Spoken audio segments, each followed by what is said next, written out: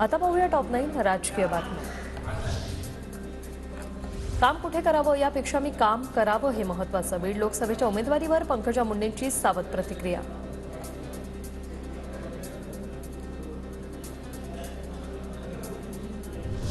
नितेश राणे आणि नारायण राणे यांना संसद म्हणजे काय, जनतेचा विकास म्हणजे काय ते समजलं। त्यांनी डबल काचेचा चष्मा लावून माझा लेखाजोखा वाचावा।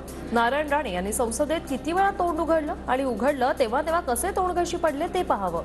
विनायक राऊतांचा राणे पिता पुत्रांवर निशाणा।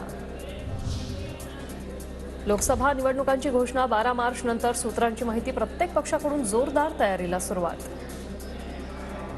गडकरींचा पत्ता आत्ताच कट करण्याचं षडयंत्र। गडकरींकडे नेतृत्व जाऊ नये म्हणूनच भाजपचे षडयंत्र। संजय राऊतांचा भाजपवर आरोप। पवार कुटुंबात कोणतीही फूट नाही। सुप्रिया सुळेंची अजित पवार यांच्या आमच्यात फाटलं या विधानावर प्रतिक्रिया। शशिकांत शिंदेंच्या मुलाच्या लग्नात शरद पवार संभाजीराजेंची उपस्थिती। शरद पवार आणि संभाजीराजेंची एकमेकांशी चर्चा। कर्ज हमीच्या प्रस्तावातून पंकजा मुंडेंच्या वैद्यनाथ साखर कारखान्याला डावललं। 15 कारखान्यांना कर्ज, मात्र मुंडेंच्या कारखान्याला मदत नाही। 2 वर्षांपासून वैद्यनाथ साखर कारखाना बंद।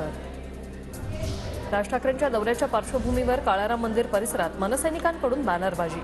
महाराष्ट्रात रामाचे राज आले पाहिजे अशा आशयाची बॅनरबाजी।